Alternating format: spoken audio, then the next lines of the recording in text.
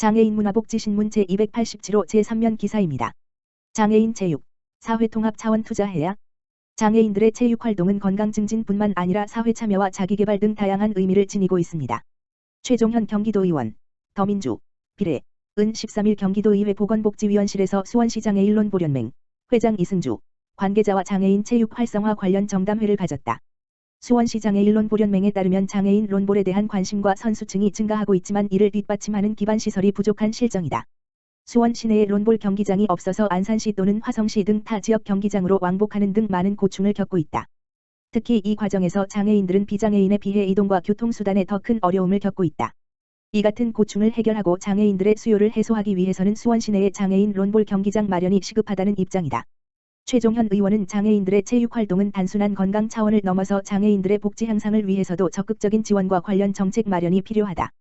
비장애인들을 위한 다양한 체육시설을 확충하는 것처럼 장애인을 위한 체육시설도 형평성과 사회통합 차원에서 많은 관심과 투자가 뒤따라야 한다며 경기도의회 보건복지위원회도 도내 장애인들의 체육활동 활성화와 사회참여, 통합을 위해 지원책을 마련해 나가겠다고 말했다.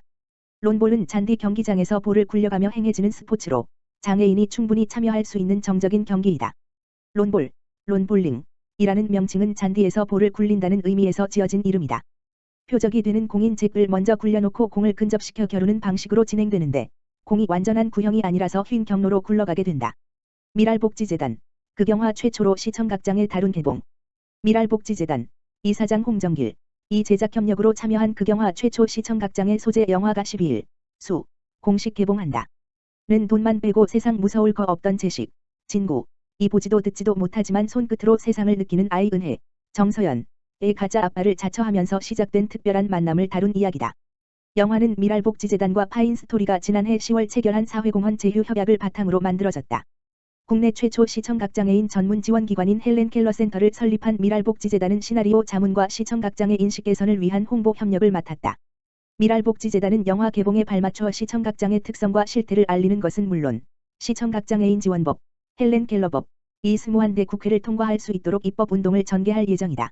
이 일환으로 미랄복지재단은 현재 우리는 헬렌 켈러가 될 수 없습니다. 헬런.머렐.org 캠페인을 통해 헬렌 켈러법 지지에 동의하는 시민들의 서명을 받고 있다. 헬렌 켈러법은 시각과 청각을 모두 잃은 시청각장애인들의 권리를 보장하고 사회통합을 지원하기 위한 법률안이다. 시청각장애는 보고 들을 수 없어 외부와 소통의 단절을 겪는 중증의 장애임에도 현행법상 별도의 장애 유형으로 구분돼 있지 않아 적합한 복지 서비스를 받지 못하고 있다. 이에 미랄복지재단은 시청각장애인과 소통이 가능한 활동지원사 양성 등 시청각장애인의 장애 특성에 알맞은 서비스가 제공돼야 한다는 내용을 담은 헬렌 켈러법이 제정돼야 함을 주장하고 있다. 미랄복지재단 정형석 상임대표는 장애 특성을 고려한 편의시설 정비와 법제도 개선이 절실하지만 실태조사조차 제대로 된 적 없는 실정이라며 영화가 시청각장애인에 대한 관심을 환기시켜 헬렌 켈러법 제정의 마중물이 되기를 희망한다고 전했다. 영화는 CGV, 메가박스, 롯데시네마 등 전국 극장에서 관람 가능하다. 장애인 군무원 입문, 온라인 장애인 공직설명회 개최. 한국장애인고용공단, 이사장 조향현, 이하공단, 은 국방부와 함께 군무원 시험 및 공공부문 입직을 준비하는 장애인을 위해 2021년 온라인 장애인 공직설명회 국방부 편장애인 공직설명회 영상을 제공한다. 공단에서 제공하는 장애인 공직설명회 영상은 인사혁신처, 국방부, 공공기관 총 3편의 시리즈로 구성되었으며 국방부 편은 인사혁신처 편, 한 차, 1921년 3월 18일에 이어 2차로 송출되는 것이다. 온라인 장애인 공직설명회 국방부 편에는 군무원으로 근무하고 있는 선배가 직접 출연하여 군무원에 대한 소개와 장애인 군무원 지원 정책 등 군무원에 관심 있는 장애인 구직자들이 궁금해할 정보가 담겨 있다. 국방부는 장애인 군무원 공개 채용을 위해 4월 22일에 공고를 게재하였고 5월 7일부터 5월 12일까지 지원서를 접수하고 있다. 장애인 군무원 시험을 준비하거나 관심이 있는 장애인 구직자, 장애대학생, 재학생 또는 졸업생, 은 누구나 시청 가능하며 온라인 영상은 공단 유튜브 https://www.youtube.com/user/hakead와 군무원 채용 시스템 홈페이지 http://recruit.mnd.co.kr에서 확인할 수 있다. 요양보호사 등 처우 개선 및 복지 증진 위한 경기도 장기요양요원지원센터 13일 문 열어 요양보호사 등 장기요양기관 종사자들의 처우 개선과 복지 증진을 위한 경기도 장기요양요원지원센터가 공식 운영에 들어갔다. 경기도는 13일 이병우 경기도 복지국장, 오영환 김민철 국회의원, 방재율 경기도의회 보건복지위원장, 문경희 경기도의회 부의장, 이화순 경기도 사회서비스원장 등이 참석한 가운데 경기도 장기요양요원지원센터 개소식을 개최했다. 의정부시 의정부동에 위치한 장기요양요원지원센터는 257 규모로 경기도 사회서비스원의 운영을 위탁했다. 장기요양기관 종사자의 처우 개선을 위한 상담사업, 전문성 강화를 위한 직무교육, 취업 정보 제공 등의 역할을 맡는다. 또한 인권보호와 사회적 인식 개선 등 다양한 지원 사업도 병행한다. 이병우 경기도 복지국장은 장기요양기관 종사자는 노인들의 원활한 일상생활을 지원하는 필수 노동자이지만 취약한 근무 여건과 고용 안전성 등이 문제점으로 제기되고 있다며 경기도 장기요양요원지원센터가 돌봄 종사자의 권익 향상을 위한 중추적 역할을 할 것으로 기대하며 돌봄 현장과 정책 간 징검다리 역할을 원활히 수행하도록 노력하겠다고 말했다. 경기도 온라인 교육의 화상회의, 오프교육 신청까지 한 번에 가능한 평생학습 포털 구축.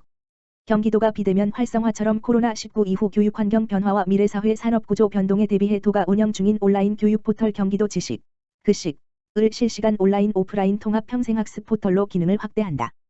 또 각 시군별로 디지털 평생학습이 가능한 전용 플랫폼을 구축할 수 있도록 지원하고 경기도가 제작한 온라인 교육 콘텐츠도 제공한다. 박승삼 경기도 평생교육국장은 12일 경기도청에서 온라인 기자회견을 열고 이런 내용을 담은 평생학습 디지털 대전환 비전과 전략을 발표했다. 박 국장은 코로나19 장기화로 평생학습이 일부 중단되고 평생학습 강사들이 생계난을 겪고 있다며 급변하는 미래사회를 대비하고 참여와 개방을 지향하는 미래형 디지털 평생교육으로 대전환을 추진하겠다고 말했다. 도가 발표한 경기도 평생학습 디지털 대전환 전략은 평생학습 기본권 실현 도시군 상생 미래사회 대비를 설정하고 경기도민 평생학습 격차 해소와 시군 평생학습 전방위 지원을 실현하기 위한 5가지 전략과제를 핵심으로 한다. 경기도는 첫 번째 과제로 실시간 온라인 오프라인 영역에서 도시군 평생교육 서비스를 통합해 지역 간 교육 격차 해소를 추진한다. 이를 위해 도는 130만 명 이상이 이용하는 경기도 평생학습 포털 지식, 의 실시간 화상학습 플랫폼을 새로 구축해 도와 시군의 평생학습 화상 강의 기능을 제공한다.